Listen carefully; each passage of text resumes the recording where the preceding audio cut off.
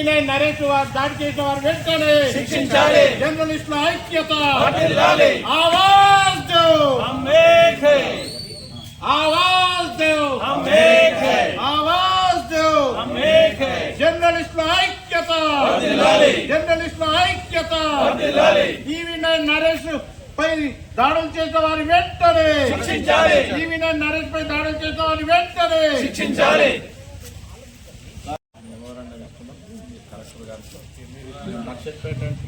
ప్రజాస్వామ్యంలో నాలుగో పిల్లర్గా ఉన్న ఈ జర్నలిస్టులపై దాడి చేయడం చాలా అమానుషం. ఈరోజు నరేష్ ఆదిలాబాద్ ఉమ్మడి స్టాఫ్ రిపోర్టర్ పై దాడి, రేపు మనపై కూడా దాడి జరుగుతుంది. ప్రభుత్వం ఎవరైతే దాడి చేసిరో వారిని పై చర్య తీసుకోవాలా.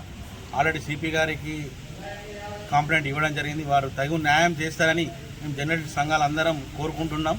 దీనిపై తగిన చర్య తీసుకోవాలని నేను కోరుతున్నాను. వారధిగా ఉండే వార్తలు రాసిన వారిని బెదిరింపులకు కొనసాగితే భవిష్యత్తులో అలాంటి నాయకులకు రాష్ట్ర వ్యాప్తంగా సంఘాల ఆధ్వర్యంలో తగిన గుణపాఠం తెలుపుతామని మేము హెచ్చరిస్తున్నాం. కాబట్టి ఎవరైతే ఏ నాయకులైతే బెదిరించిందో దాడికి పాల్పడుతున్నారో వాళ్ళు వెంటనే ఉమ్మడి ఆదిలాబాద్ జిల్లా స్టాఫ్ రిపోర్టర్ నరేష్కు బహిరంగ క్షమాపణలు చెప్పాలని మేము డిమాండ్ చేస్తున్నాం. ఉమ్మడి ఆదిలాబాద్ జిల్లా స్టాఫ్ రిపోర్టర్ నరేష్ పైన గత 3 రోజుల కింద ఒక అధికార పార్టీ నాయకుడు దాడి చేసింది. అయితే విలేకరణ వాళ్ళు కంపల్సరీ ప్రభుత్వానికి ప్రజలు వారధిగా ఉంటూ ఇక్కడ అక్రమాలు జరిగితే అక్రమాలు కంపల్సరీగా ప్రజలకు తేల్చిన అవసరం ఉంటుంది. అలాంటి అక్రమాలు ప్రజలకు తెలియపే విషయంలో విలేకరులపైన దాడి చేయడం అనేది సరైన సమాధానం కాదు.